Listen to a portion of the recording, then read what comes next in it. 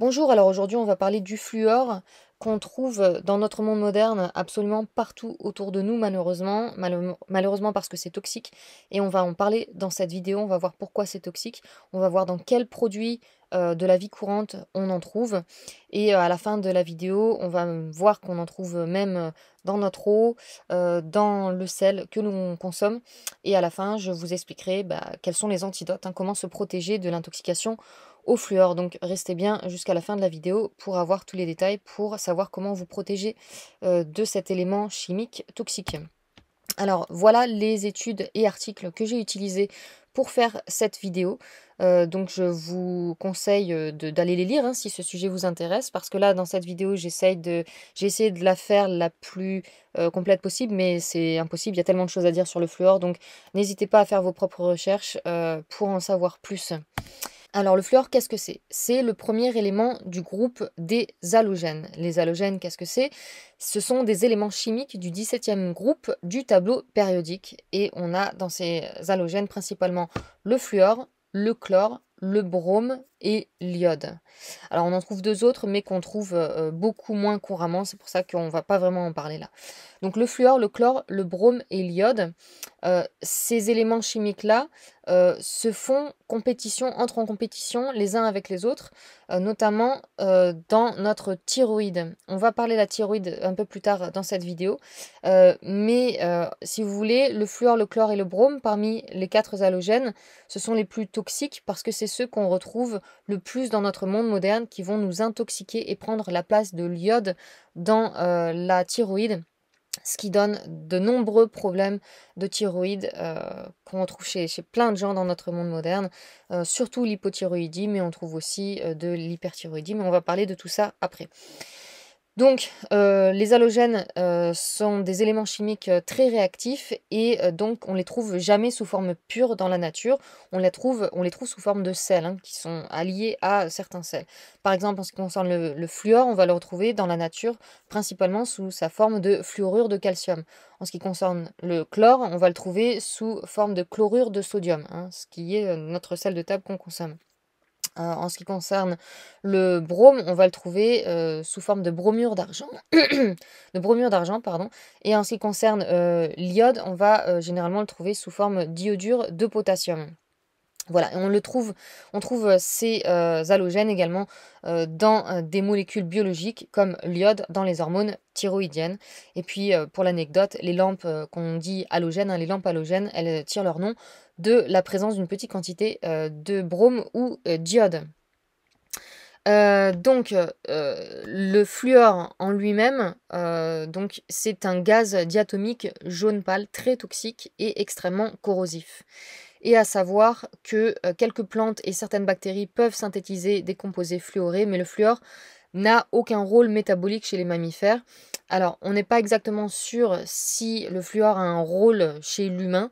Il est possible que le fluor ait un rôle comme tous les autres éléments chimiques, les minéraux, etc., dans notre corps, mais on n'a pas trouvé exactement quel rôle il pouvait avoir. C'est pour ça que, selon certains, on n'a aucun besoin en fluor, mais voilà, on le trouve quand même dans notre sang, dans notre corps, hein. Une personne de 70 kilos contient entre 3 et 6 grammes de fluor. Voilà. On n'est pas exactement sûr si ça nous sert, mais en tout cas, on en trouve dans notre corps. Mais en tout cas, c'est pas considéré comme quelque chose d'essentiel pour notre santé. Alors, où est-ce qu'on va trouver du fluor de manière naturelle? OK, on va voir après de manière artificielle, mais de manière naturelle, on va en trouver dans l'eau, dans certaines sources d'eau, et notamment dans certaines régions, de la planète. Comme vous pouvez le voir ici, sur, cette, carte à droite, ça va être toutes les zones, rouges, hein. C'est là où on trouve, de très hauts, taux de fluor dans l'eau potable, hein, dans l'eau, naturellement. Heu, donc selon, l'OMS, la limite de sécurité, en ce qui concerne le taux de fluor dans l'eau est de 1,5 milligrammes par litre, et donc ici, toutes ces zones en rouge, elles dépassent ce seuil, limite de sécurité, hein. Donc dans toutes ces zones-là, beaucoup de gens ont des problèmes de santé à cause du haut taux de fluor qui est naturellement présent dans leur eau. Et donc voilà, à savoir que c'est du calcium, du fluorure de calcium hein, qu'on trouve de manière naturelle. Alors sinon, de manière non naturelle, donc artificielle, on va trouver du fluor dans beaucoup, beaucoup de choses qui nous entourent dans notre monde moderne. Alors notamment dans le téflon, hein, donc vous savez, hein, si vous avez une poêle anti-adhésive, des casseroles anti-adhésives, etc., c'est à base de téflon. Et donc le téflon, en fait, c'est des alliages de différentes sortes de fluor. Hein, ici, donc le PFOA, acide perfluorooctanoïque, hein, je ne vais pas tous les lire en entier, voilà, mais les initiales. Le téflon était fait à base de PFOA, de PTFE, de PFAS, mais depuis 2013, on n'utilise plus le PFOA pour la fabrication de téflon puisqu'il a été reconnu comme toxique. Par contre, on continue à utiliser d'autres dérivés fluorés dans le téflon, comme les PFAS, et on va en parler tout à l'heure, qu'ils ne sont pas spécialement mieux lotis en ce qui concerne la toxicité. Voilà, on trouve du fluor dans la composition de matières plastiques à faible coefficient de friction, dont font partie les PTFE, PFOA, etc. On trouve du PTFE notamment dans certains types de fils dentaires. On en trouve beaucoup hein, du fluor sous ses différentes formes dans la dentisterie, hein, notamment quand on vous remplit une cavité, si vous aviez une carie, pour isoler cette dent de la dent d'à côté, on va utiliser souvent hein, des isolants à base de fluor. Voilà, il y a beaucoup de matériaux dentaires qui libèrent du fluor et notamment qui ont la propriété de se recharger en fluor une fois que le fluor provenant d'autres sources est disponible. C'est-à-dire, on vous met des composites, par exemple, ou des ciments dans votre bouche hein, pour boucher les caries, etc. Non seulement ces composites relâchent du fluor dans votre bouche, mais ils ont la capacité de se recharger en fluor. Si vous consommez une eau riche en fluor, par exemple, eh ben, ça va se stocker dans ces composites et ça va les relâcher graduellement dans votre bouche. Voilà, c'est génial. Donc voilà, vous en avez en dentisterie, dans les ciments, dans les composites, voilà, ciments de silicate, les géomères, les anneaux élastomères, dans les dispositifs muco-adhésifs libérant du fluor. Donc voilà, la dentisterie, c'est un des pires endroits pour s'intoxiquer au fluor. On trouve aussi du fluor dans les dentifrices et les bains de bouche, hein, puisque vous avez tous entendu parler du fluor comme quelque chose qui protège les dents, hein, qui est bon pour les dents, qui protège des caries. Alors évidemment, je vais parler de tout ça après hein, dans cette vidéo. On va voir que ça protège pas du tout et qu'au contraire c'est très toxique. Mais voilà, c'est pour ça que vous retrouvez du fluor dans la grande majorité des dentifrices. Dans les bains de bouche de type Listerine et autres. On en trouve aussi dans certaines eaux et dans certains aliments. On va en parler tout à l'heure. On trouve aussi du fluor dans 30% de l'agrochimie, hein, c'est-à-dire des produits chimiques utilisés dans l'agriculture, notamment dans les herbicides et les fongicides. Donc ils utilisent ça hein, pour asperger les aliments qu'on va consommer ensuite. Donc c'est une grosse source de toxicité hein, en fluor. Dont nous sommes victimes. On trouve du fluor dans certains insecticides, particulièrement contre les cafards, et dans les dératiseurs. On trouve aussi du fluor dans beaucoup de médicaments, ça je vais le détailler après dans une prochaine diapo. On en trouve dans les tensioactifs fluorés, on en trouve dans les gaz fluorés, notamment le fluide frigorigène qu'on trouve dans les systèmes de réfrigération et d'air conditionné. On retrouve beaucoup de fluor en tant que déchet de l'industrie de la production d'aluminium. Je vais en parler encore un peu plus en détail après.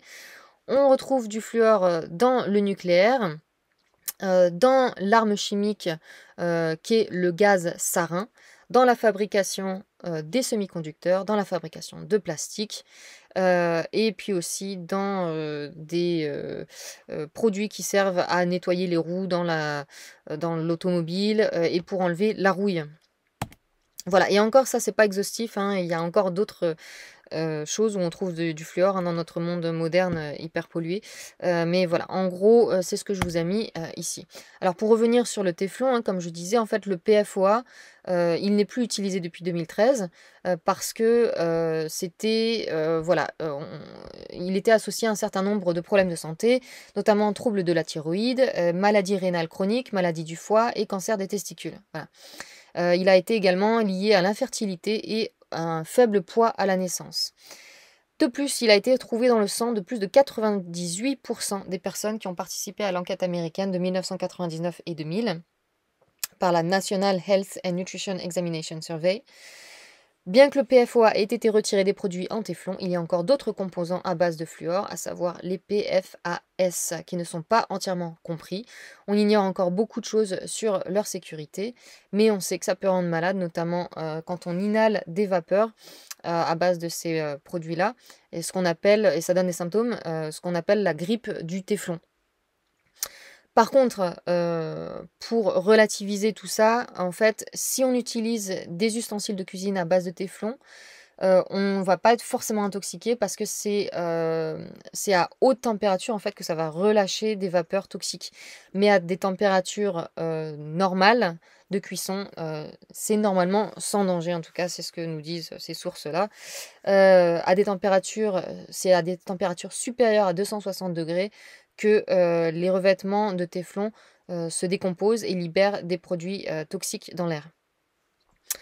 Voilà, concernant donc le PFAS qui a remplacé le PFOA, on sait qu'il a aussi des, propriétés toxiques, hein, augmentation du taux de cholestérol, que ça peut entraîner des cancers, baisse de fertilité, et de mauvais développement des fœtus. Ça interfère avec le système endocrinien et en particulier la thyroïde et le système immunitaire. Voilà. On a aussi le PTFE, hein, dans ces produits-là qui sont dans le téflon. Et comme je vous disais, voilà, ça se détériore à partir de températures de plus haut de 260 degrés Celsius. Donc si vous dépassez pas cette température-là, si vous faites des cuissons à température raisonnable, hein, pas à feu hyper puissant, normalement, il n'y a pas de danger et vous n'allez pas avoir une libération toxique de ces composés fluorés. Voilà, là on nous dit: «Les ustensiles de cuisine revêtus de téflon sont peu susceptibles d'atteindre des températures dangereuses lors d'une utilisation normale, car la viande est généralement frite entre 204 et 232 degrés Celsius». Voilà, par contre, en autres produits qui contiennent des PFOA, on a, des, cires de ski, hein, les cires que vous mettez sur le ski, sur vos skis, revêtements de tissu résistant aux taches. Bon, ça j'aurais dû le rajouter dans la diapo précédente. Mais voilà, donc en quelques mots, pour le téflon, pas de panique si vous l'utilisez correctement. Utilisez vos casseroles et vos poêles anti-adhésives à base de téflon à basse température. Voilà, à basse température. Et évidemment, il faut utiliser des cuillères en bois pour pas scratcher la couverture de téflon. Voilà. Si vous faites ces choses-là, normalement, ça va bien se passer.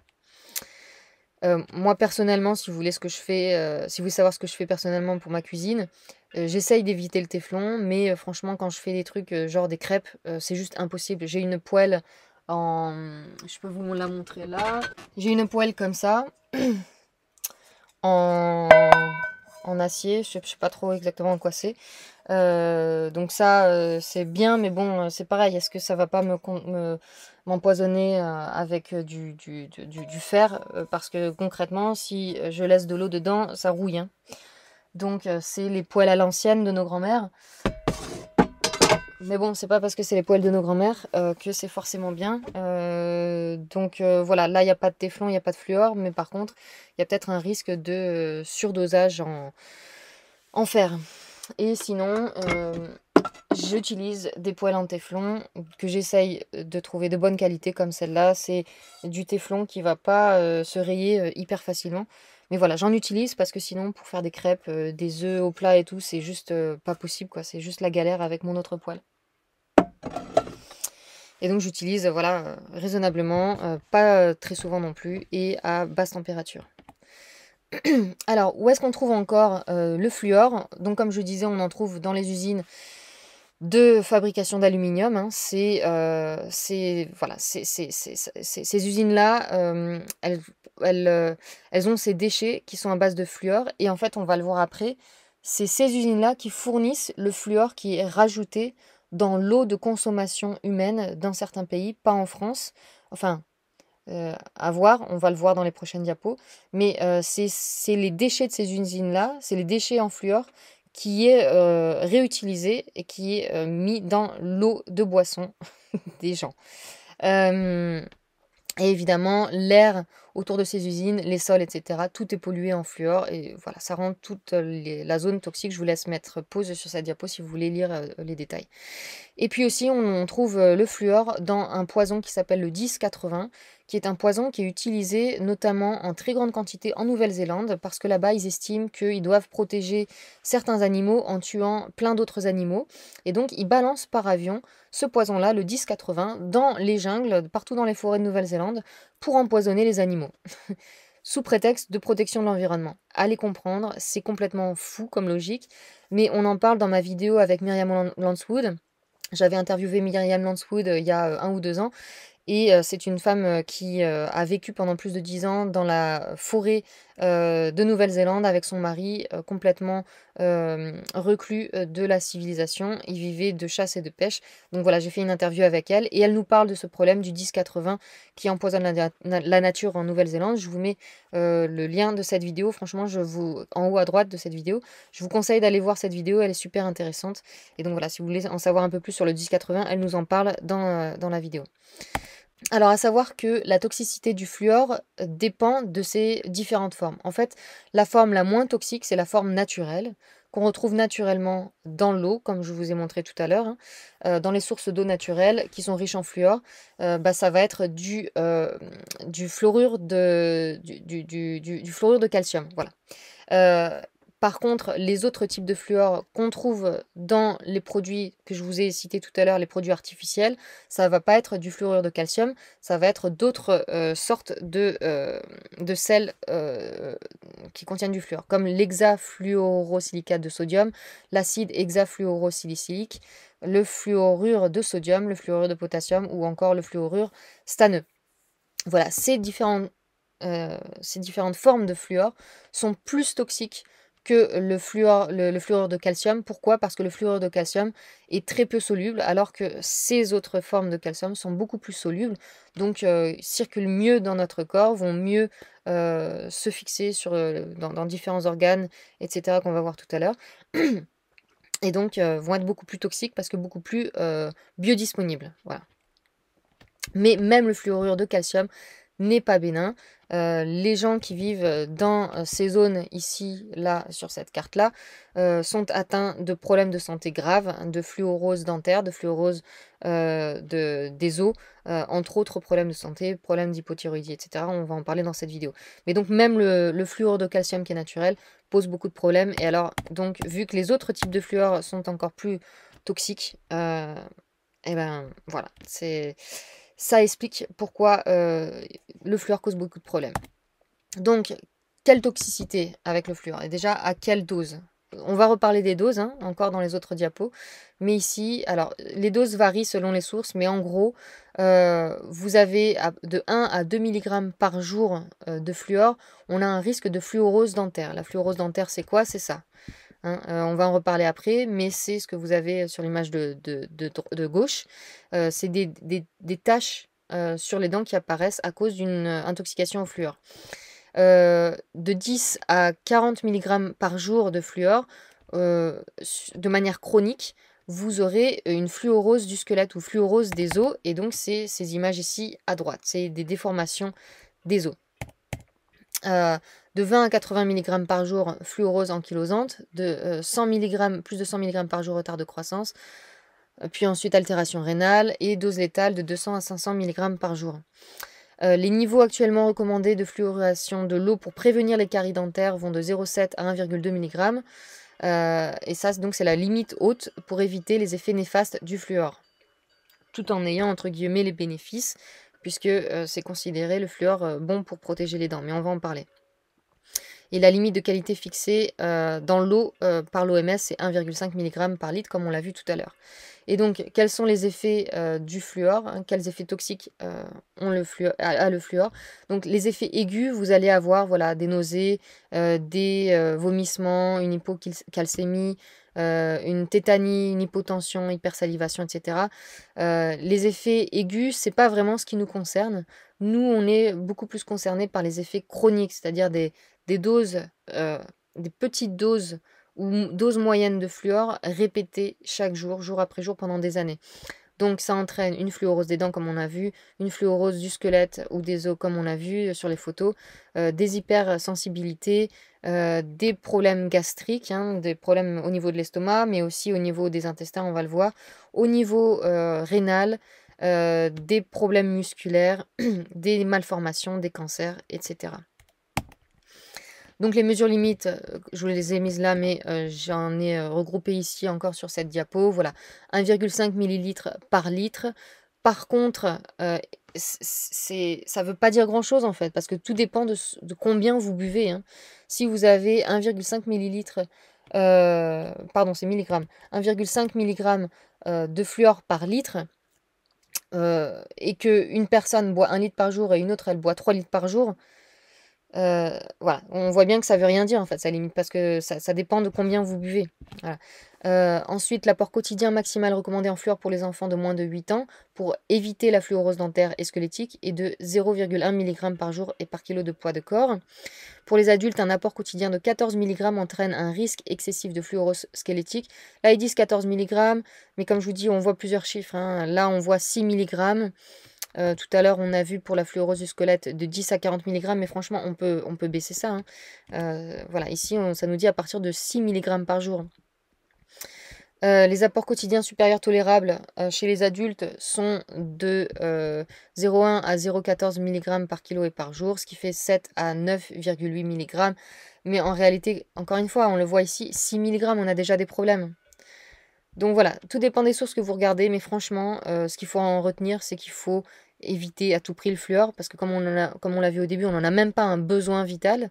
C'est pas comme certains minéraux qui sont essentiels à notre vie et à notre santé. Le fluor ne l'est pas. On va voir dans cette vidéo qu'il est très toxique, donc franchement, je vous dirais même oubliez, hein, ces différents ces différents niveaux de toxicité. Le but, c'est d'avoir le moins possible, hein.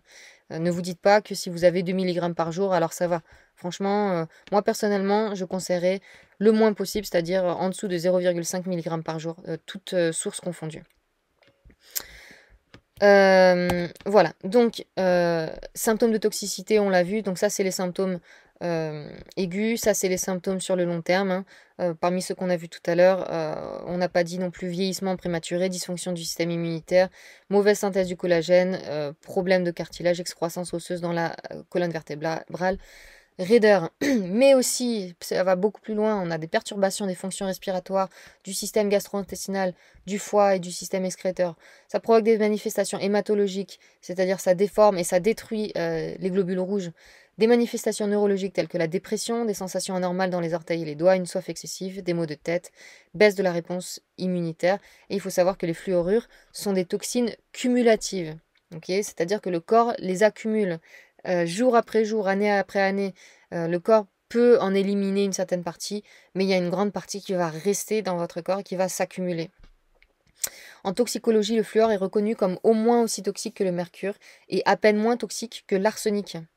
Le fluor traverse le placenta et atteint le fœtus et le liquide amniotique. Les enfants et les nourrissons retiennent des proportions plus élevées de fluor absorbées par rapport aux adultes, c'est-à-dire environ 80 à 90% contre 50 à 60% chez les adultes. Donc les enfants sont particulièrement sensibles à cette toxine. Alors, effet sur les caries, puisque c'est comme ça qu'on nous vante le fluor, hein. Vous avez tous entendu parler du fluor comme c'est magnifique pour les dents, ça protège des caries, etc. Donc c'est pour ça il faut du fluor. Le fluor est nécessaire pour éviter les caries. Bon, si vous avez vu mes autres vidéos, si vous connaissez un peu ma chaîne et si vous connaissez notamment le travail de Weston Price, c'est clair comme de l'eau de roche que c'est pas le fluor qui va empêcher les caries, mais on va en reparler. Bref, donc si on prend ce qu'on nous dit, donc que le fluor évite les caries, protège nos dents. Comment ça marche? Le fluor agit en se fixant sur l'émail des dents. L'ion fluorure étant une base plus faible que l'hydroxyde, l'émail devient plus résistant à l'acide qui se libère localement dans le milieu buccal après un repas. En gros, vous mangez, dans votre bouche, vous avez des bactéries, vous avez des résidus après manger qui vont rester sur vos dents, qui vont nourrir vos bactéries, qui vont produire de l'acide, qui vont créer vos caries. C'est ça l'idée derrière le fluor. Donc le fluor protège la dent de l'acidité causée par les bactéries. La concentration en fluor des dentifrices pour adultes est relativement constante, de 1000 à 1500 ppm, c'est énorme. Le fluor contenu dans le dentifrice va se fixer sur les dents lors du brossage. La durée de brossage doit donc être suffisante, 3 minutes matin et soir. C'est pour ça qu'on vous dit de vous laver les dents pendant 3 minutes. C'est le temps qu'il faut pour que le fluor s'imprègne bien dans vos dents, pour soi-disant protéger vos dents des caries. Voilà. Et comme on l'a vu, il y a différentes formes de fluor qui sont plus ou moins nocives, comme le fluor de sodium, bon c'est en anglais là, je l'ai pas mis en français, mais monofluorophosphate et le fluorure stanneux. C'est ces formes-là qu'on trouve dans le dentifrice. Donc, pour les caries, donc on a la voie topique, où on le met directement sur les dents pour qu'elles absorbent directement le fluor. Mais on a aussi la voie systémique. Donc la voie systémique, elle va servir pendant la formation des dents, c'est-à-dire depuis la naissance jusqu'à 8 à 12 ans, selon les sources.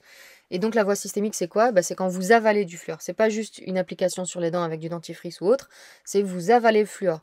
En comprimé, prescrit par le dentiste. Moi, c'est ce que ma mère me donnait quand j'étais petite. Elle me donnait des comprimés de fluor, elle pensait bien faire. Ou alors par une source alimentaire, comme le fluor qu'on a dans l'eau ou dans le sel de cuisine. On va voir ça tout à l'heure.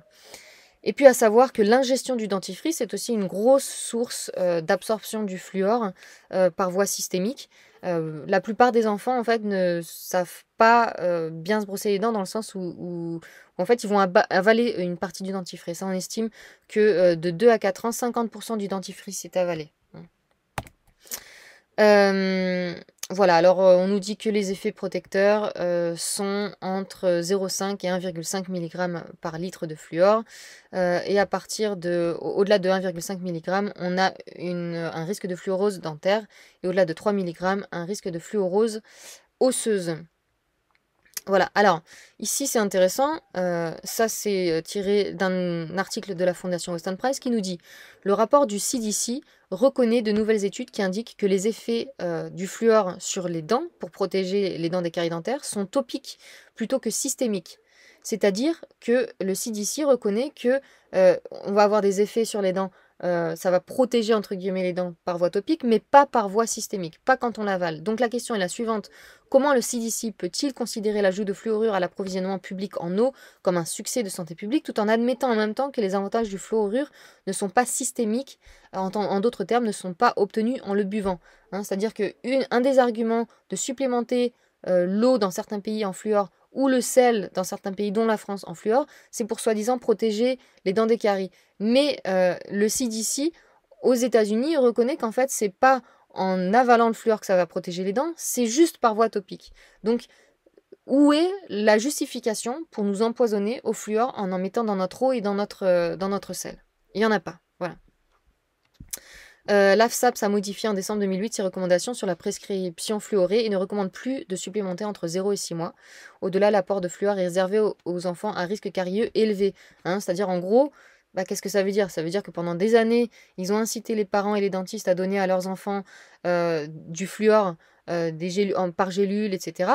Et puis finalement, ils se sont rendus compte que en fait, c'était bien toxique. Donc maintenant, ils ne recommandent plus entre 0 et 6 mois. Et au-delà, ils recommandent vraiment que si y a de forts risques de caries. Donc en gros, il y a du rétropédalage. Ils ont incité à donner du fluor aux enfants pendant des années. Puis finalement, ils se sont rendus compte que en fait, ça a créé plein de problèmes. Voilà, de plus en plus de preuves montrent que les fluorures et la fluorose dentaire sont en fait associées à une augmentation de la carie dentaire. L'étude américaine la plus complète a été effectuée par le National Institute of Dental Research en 1987 sur 39 000 écoliers âgés de 5 à 17 ans dans 84 villes. Il n'a montré aucune différence significative en termes de dents cariées, manquantes et obturées. Ce qu'il a montré, c'est que les villes ayant un fort taux de caries c'est-à-dire entre 66 et 87%, ont 9,34% de caries en plus chez les enfants qui boivent de l'eau fluorée. De plus, une augmentation de 5,4% du nombre d'élèves souffrant de caries a été observée lorsque 1 ppm de fluor était ajouté à l'approvisionnement en eau. Bon bref, je vous laisse mettre pause sur cette diapo si vous voulez plus de détails, mais en gros, on a trouvé dans des études très importantes sur des milliers de personnes, on a trouvé que plus on ajoutait de fluor dans l'eau ou dans l'alimentation des enfants, plus il y avait de caries, contrairement à ce qu'on nous a toujours dit. Plus il y a de fluor, plus il y a de caries.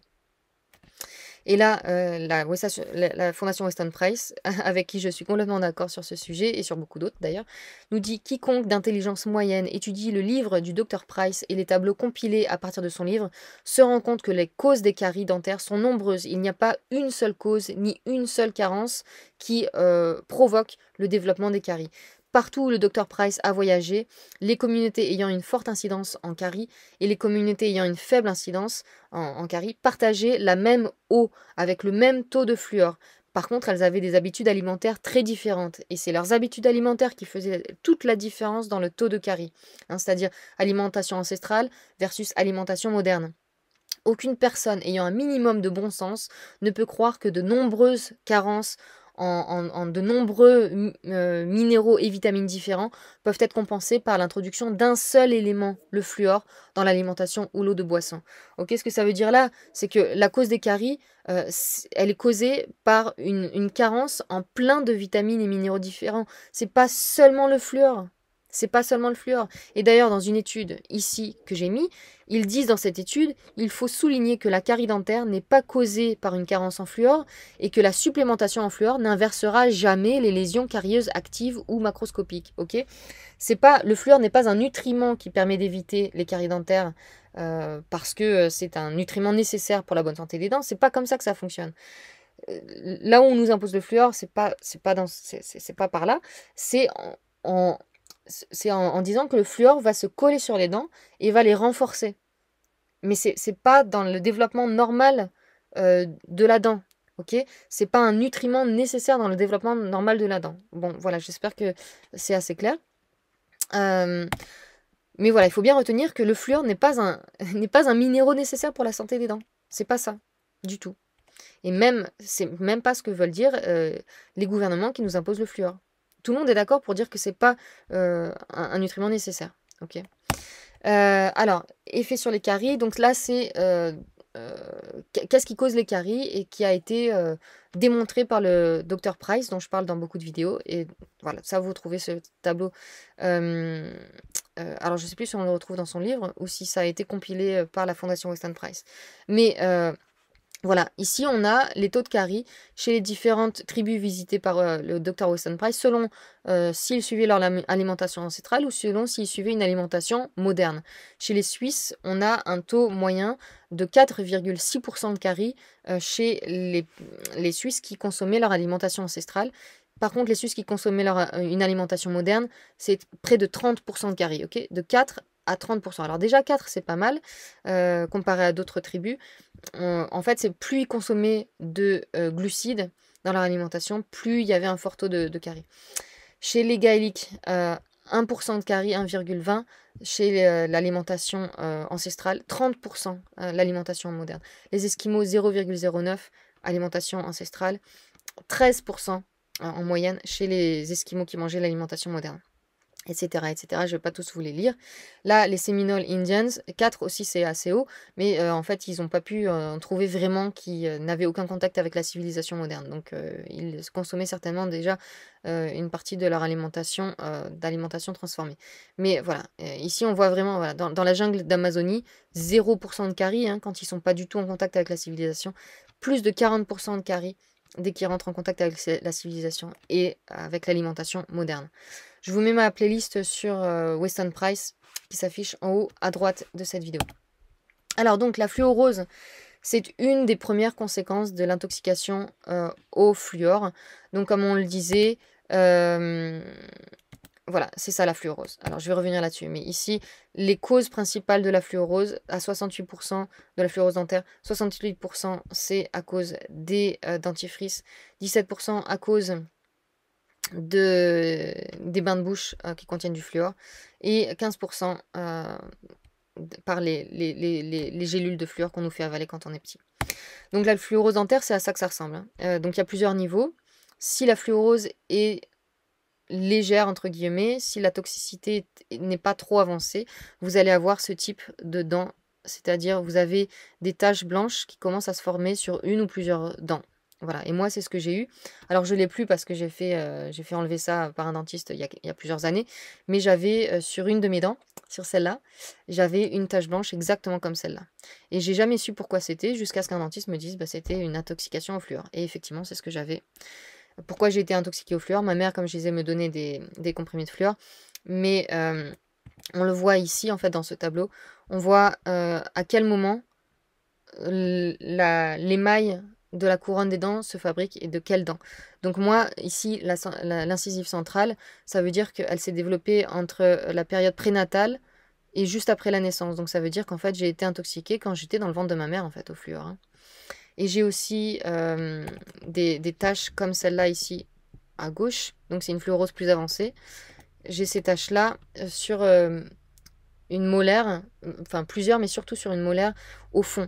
Et donc on voit que le développement de la couronne des molaires, c'est assez tard, hein. Donc c'est entre 2 ans, en gros, entre 2 et 6, 7, 8 ans. Voilà. Donc ça veut dire que là c'est à cette époque-là que ma mère me faisait prendre du fluor en gélule. Donc voilà, si on s'en réfère à ce tableau, j'ai été intoxiquée personnellement à 2 périodes de ma vie, prénatale et entre 2 et 6 ans. Voilà. Donc si vous avez le même problème, hein, si vous avez de la fluorose dentaire, bah voilà, ça peut servir. Vous saurez à quel moment vous avez été intoxiqué par le fluor avec ce petit tableau. Mais donc voilà, une fluorose pas trop sévère, c'est cette photo ici. Ensuite, plus sévère, c'est cette photo à droite en haut. Encore plus sévère, ici en bas à gauche. Et encore plus sévère, voilà, cette photo ici en bas à droite. Voilà, bon, je vais pas trop m'attarder là-dessus. Si vous voulez plus de détails, faites pause sur ces différentes diapos. Et vous avez aussi la fluorose des os, hein, la fluorose du squelette qui est l'étape encore plus avancée.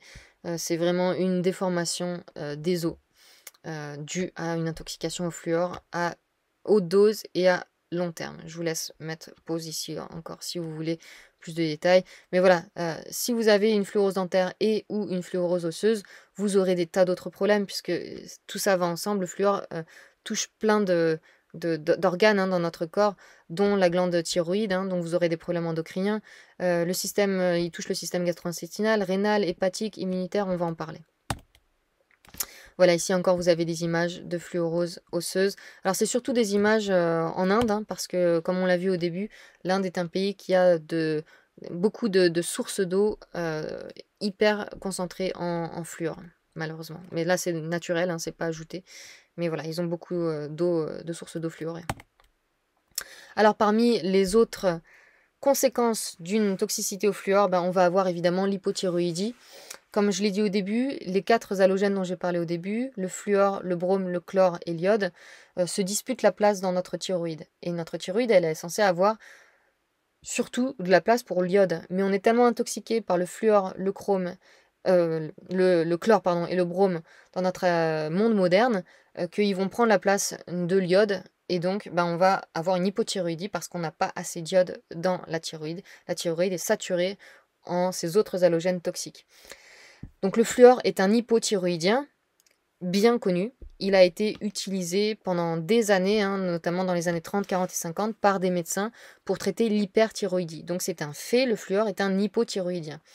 Donc quand vous consommez du fluor à gogo, hein, dans les dentifrices, dans vos os, dans le sel, etc., voilà. Pourquoi il y a des épidémies d'hypothyroïdie dans notre monde moderne?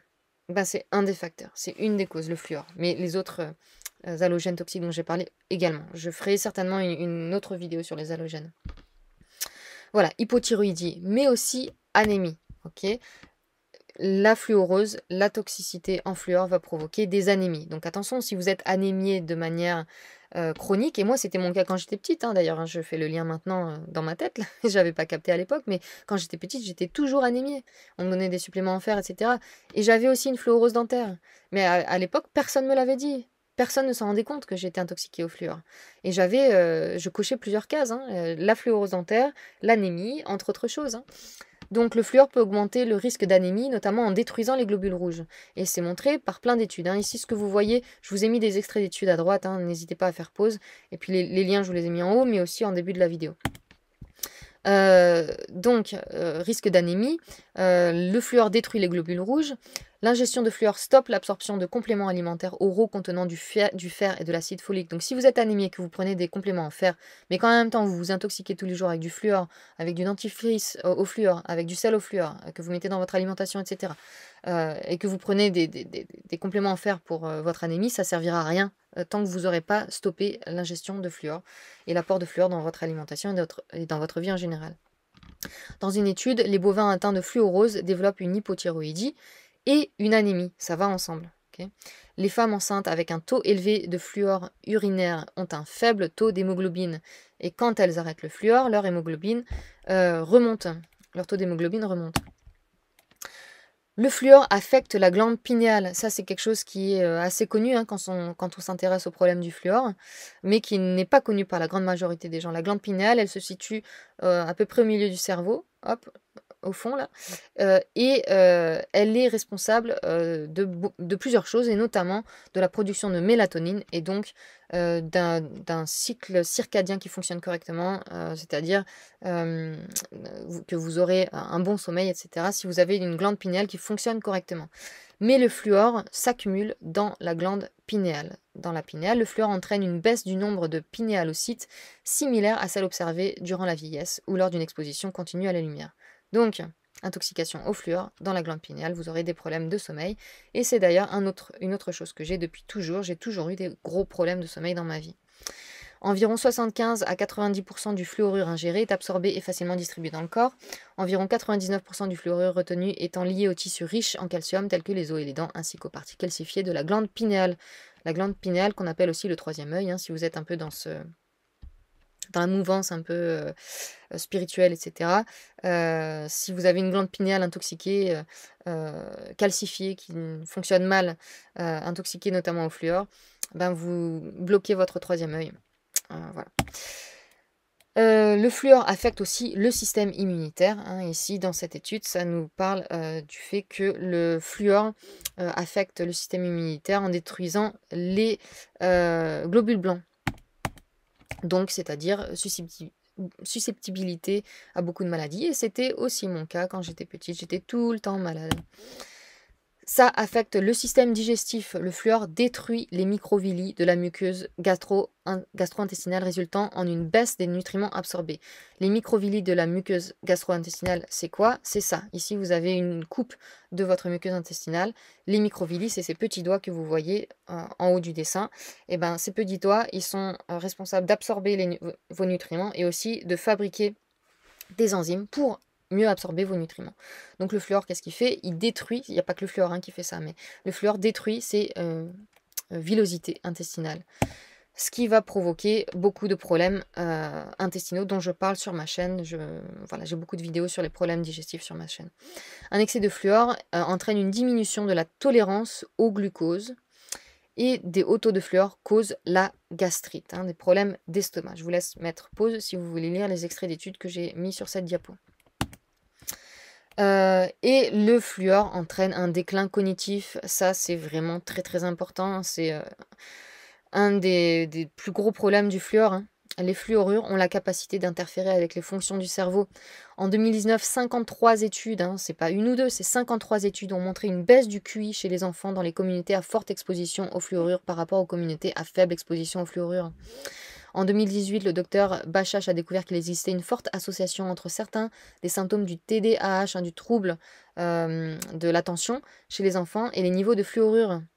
Okay. Dans une méta-analyse qui a regroupé 27 études, on voit que on trouvait de fortes indications que le fluorure peut affecter négativement le développement cognitif chez les enfants. chez plus de 8000 enfants chez qui ils ont étudié le QI, les enfants qui étaient exposés à des taux de fluor, enfin plus ou moins hauts, perdaient des points de QI. La perte moyenne de QI était équivalente à 7 points.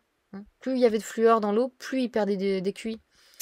Même une exposition légèrement accrue en fluor peut être toxique pour le cerveau. Ainsi, les enfants des zones à haute teneur en fluor avaient des scores de QI significativement inférieurs. Bon, ça, on l'a vu.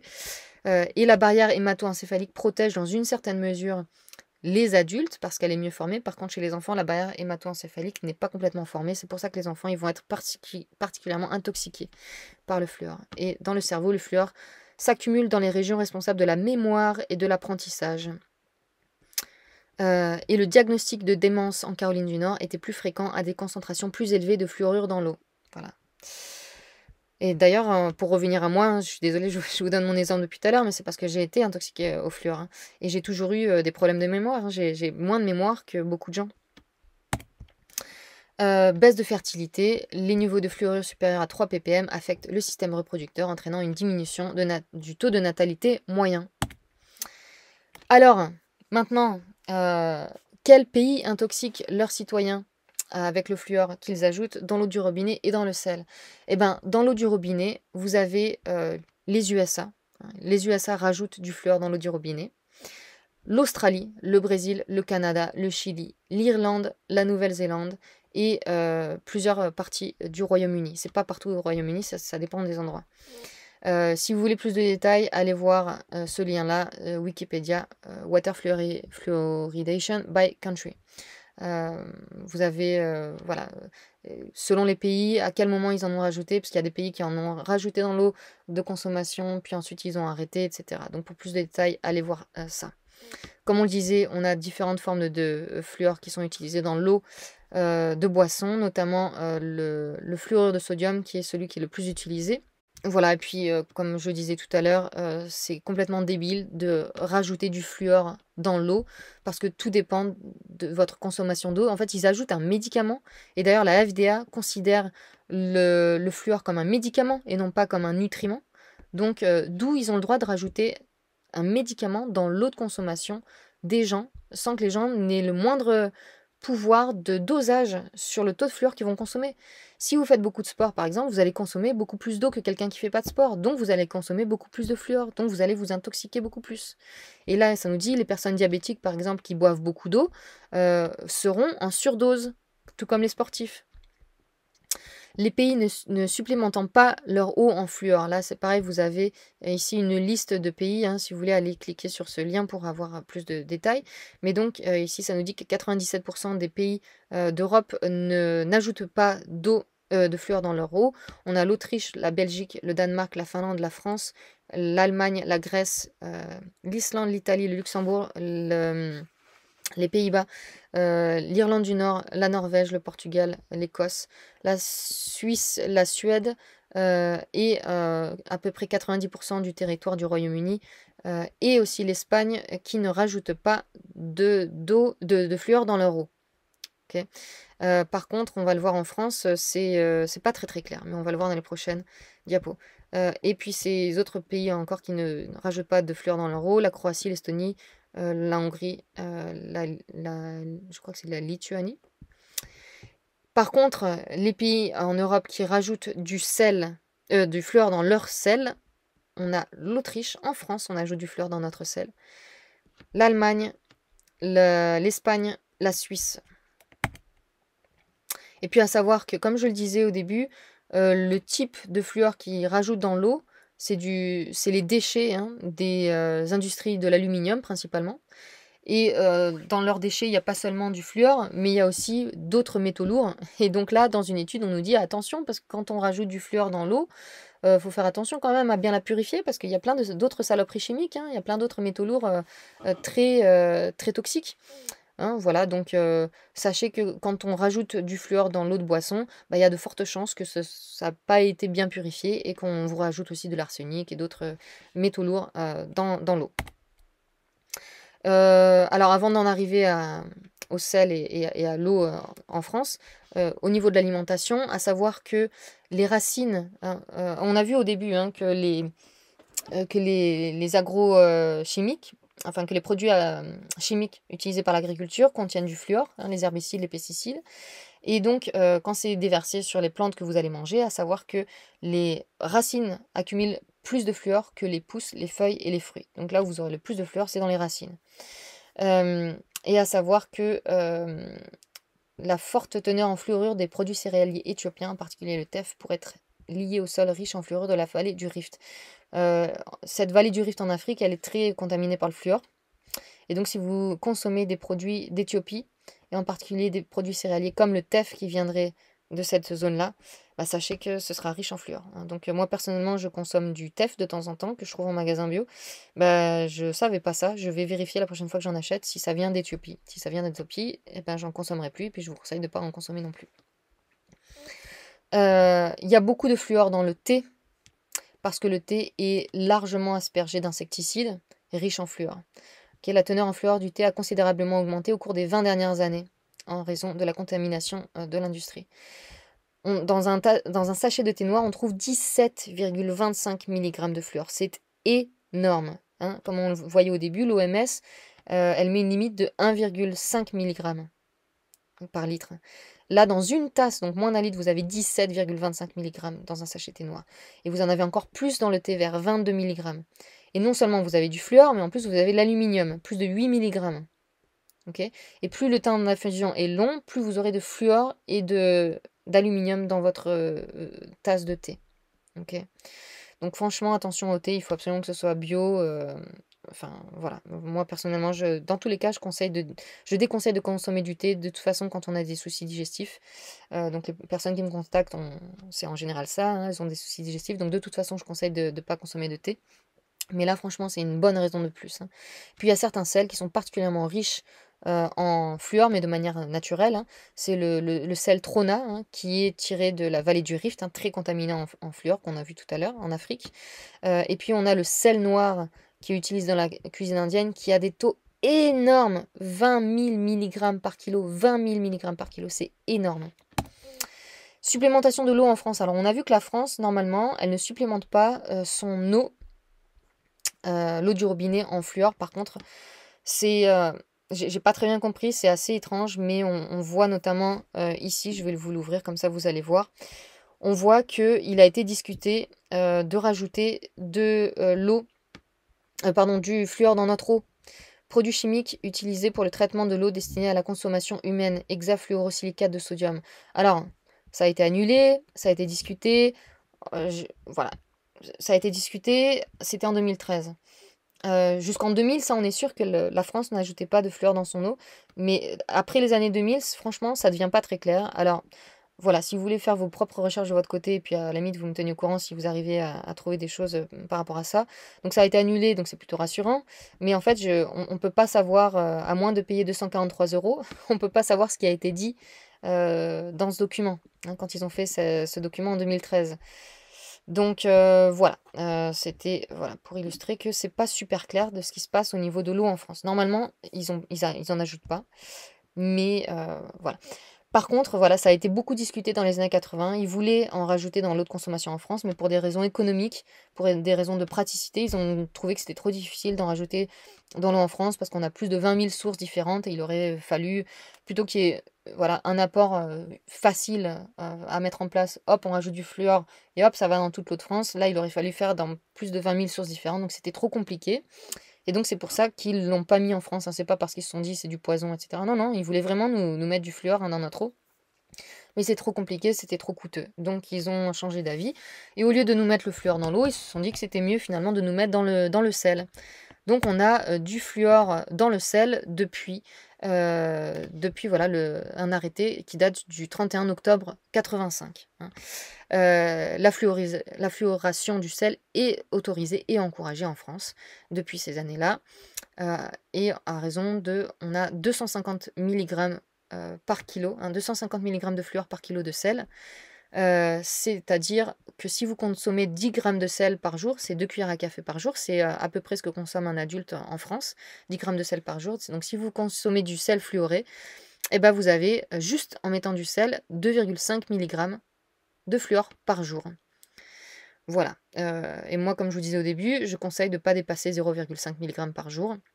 Donc là, juste en consommant du sel fluoré type la baleine, hein, qui contient du fluorure de potassium, et bah, tous les jours, vous avez une bonne dose de fluor, sans compter le fluor sur votre dentifrice, sans compter, si vous buvez des eaux riches en fluor, on va le voir après. Voilà. Et, et à savoir aussi que certaines... Donc même s'ils ne rajoutent pas du fluor dans l'eau, il y a certaines régions de France qui ont naturellement des eaux plus riches en fluor que d'autres régions. Donc là, ici, vous avez cette carte. Donc regardez les zones les plus concernées par le taux en fluor, hein. Donc ici, dans ce département ici, dans le nord ici, ici à l'ouest, voilà, vous avez pas mal de zones qui sont naturellement riches en fluor. Les départements les plus concernés par des teneurs élevées en fluor sont la Nièvre, l'Indre, l'Aisne et la Gironde. À savoir que la limite de 1,5 mg par litre a été dépassée au moins une fois dans 22 départements français. Okay. Donc vous en avez dans l'eau, même voilà, s'ils n'en rajoutent pas. Vous en avez dans le sel. Et puis il y en a aussi dans les eaux en bouteille. Alors on va voir ça ensemble sur ce site. Hop, qui nous liste les différentes eaux les plus riches. L'eau en bouteille la plus riche en fluor, c'est Saille-les-Bains. Ensuite, Paro. Bon, je vous laisserai aller voir sur ce site, hein, mais hop, je descends. Voilà, Saint-Alban, blablabla. Kézak, hein, la fameuse Kézak, 2,2 mg par litre. Hein. C'est ça, milligrammes par litre. Après, qu'est-ce qu'il y a encore comme eau courante? Il y a la Badois qui en a pas mal aussi, 1,8 mg par litre. Alors, voilà, la cristalline, 1,1. La Saint-York qui en a pas mal, 1. Arvy, Sainte-Marguerite, 0,9. Vichy-Célestin, 0,5. Moi, franchement, je m'en tiendrai à celles qui contiennent moins de 0,5. Et ça tombe bien, parce que moi, celle que je bois le plus souvent, c'est la Volvic, avec 0,2. Voilà. Evian, 0,1. Voilà, franchement, moi, je vous conseillerais de vous en tenir à ces eaux-là qui sont dans la fourchette la plus basse, à moins de 0,5. Voilà. Perrier, Montroucous, Auge, voilà, qui sont assez safe à ce niveau-là. Et puis, vous en avez dans les médicaments, comme je l'avais dit au début, donc ici, je le détaille dans cette diapo, 20% des produits pharmaceutiques modernes contiennent du fluor. Pourquoi? Parce que le fluor dans les médicaments permet une libération plus longue, qui dure plus longtemps dans le temps, des principes actifs du médicament. Donc, ça permet une libération plus progressive, et aussi, ça permet une meilleure absorption des produits, enfin des produits chimiques dans le médicament. Le fluor permet une meilleure absorption dans la membrane cellulaire et donc une meilleure biodisponibilité. Hein. Donc vous serez bien intoxiqué, encore mieux, si dans ces médicaments chimiques il y a du fluor, parce que ça fait bien rentrer ces trucs chimiques dans vos cellules. Donc les médicaments qui contiennent le fluor, alors c'est pas une liste exhaustive, hein, j'ai pas tout mis ici, je suis sûre qu'il y en a plein d'autres, mais je vous ai mis voilà, les quelques-uns que j'ai trouvés. Il y a beaucoup de médicaments anticholestérol qui contiennent du fluor, il y a certains médicaments contre l'asthme qui contiennent du fluor. Il y a beaucoup d'antidépresseurs, hein, qui contiennent du fluor, comme le Prozac, le fameux Prozac, mais pas que. Hein. La famille les antibiotiques de la famille des fluoroquinolones, c'est des antibiotiques hyper toxiques, hyper dangereux, qui contiennent évidemment du fluor, comme le ciprofloxacine, le lévofloxacine. Et notamment, hein, c'est des antibiotiques qui sont utilisés pour la fabrication de vaccins. Hein, et dans certains vaccins, vous avez des résidus de ces antibiotiques, hein, en plus de toutes les autres choses qu'il y a dans les vaccins. Le fluconazole, qui est un antimycotique, hein, pour les personnes. Beaucoup de personnes qui regardent ma chaîne sont concernées par les infections fongiques, et beaucoup de personnes ont utilisé du fluconazole, qui est un antifongique. Donc il y a du fluor dans le fluconazole. Dans plusieurs corticoïdes, hein, il va y avoir du fluor. Dans la majorité des anesthésiques inhalés, hein, donc à chaque fois que vous faites une opération chirurgicale et qu'on vous endort avec un anesthésiant qu'on vous fait respirer, eh ben, c'est très très fluoré, hein, c'est fortement fluoré. Pour les PET scans, hein, ou en français les TEP, ils utilisent du fluor. Pour transporter l'oxygène, voilà, ils utilisent des liquides à fluorocarbone.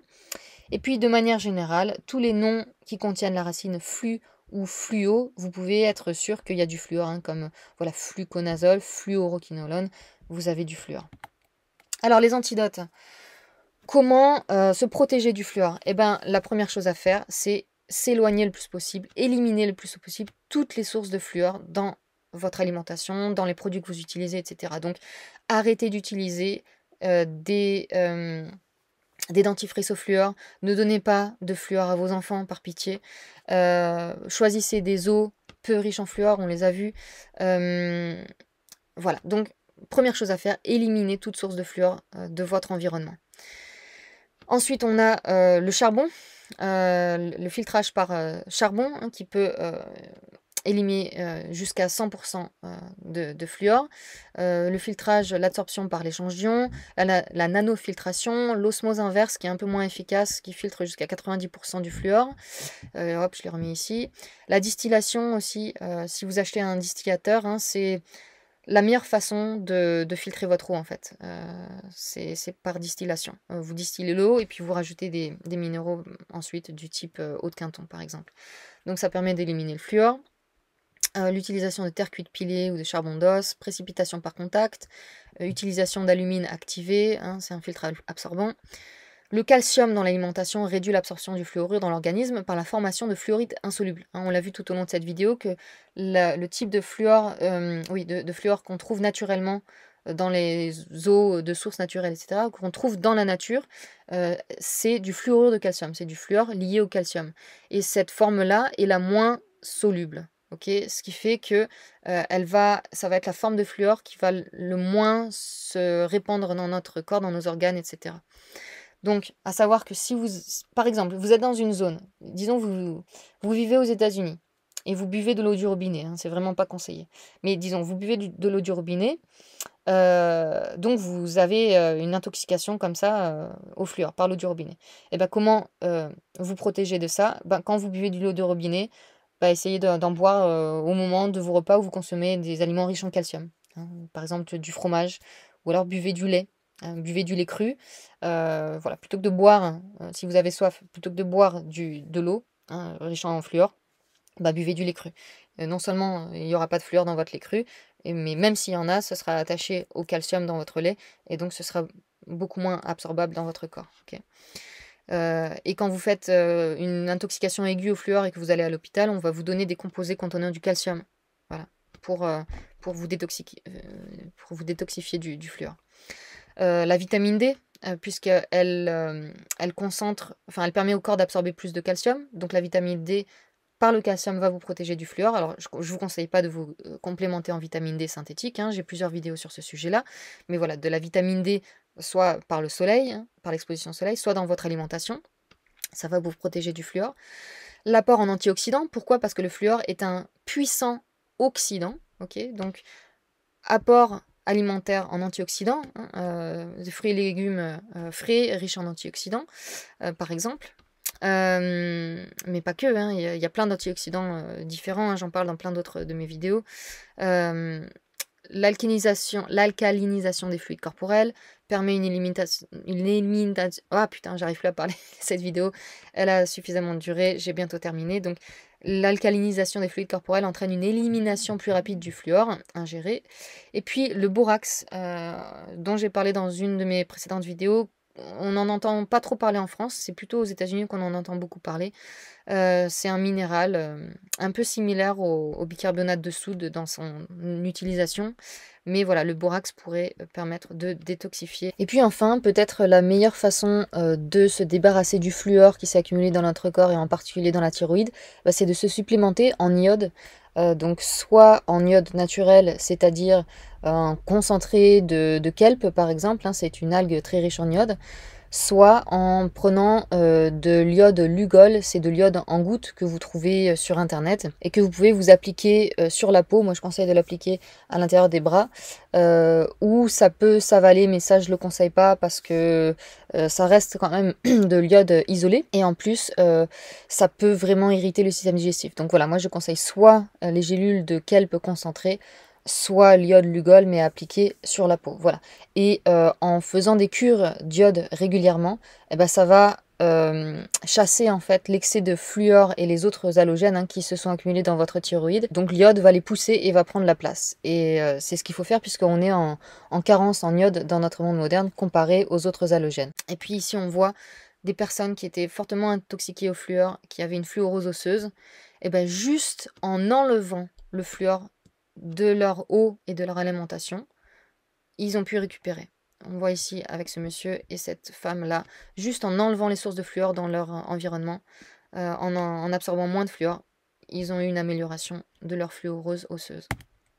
Voilà, et puis ici c'est dans une étude, on nous montre ici encore ce qu'on peut faire pour se protéger du fluor. Je vous laisse mettre pause si vous voulez voilà, voir un peu plus en détail.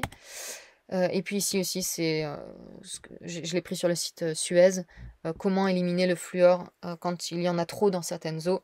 Voilà, filtration, on retrouve la filtration sur alumine activée qu'on a vu tout à l'heure, coagulation, flucolation, adoucissement de l'eau à la chaux, utilisation de phosphate tricalcique et voilà, autres procédés. Voilà, c'est tout pour aujourd'hui. J'espère que vous avez bien compris les dangers du fluor. Donc, s'il vous plaît, protégez-vous du fluor. N'en donnez pas à vos enfants. Voilà, évitez le fluor autant que possible. J'ai un cours pour réparer son intestin. Le lien de mon cours se trouve dans la description sous cette vidéo. Voilà, je vous vois dans la prochaine vidéo. À bientôt. Salut!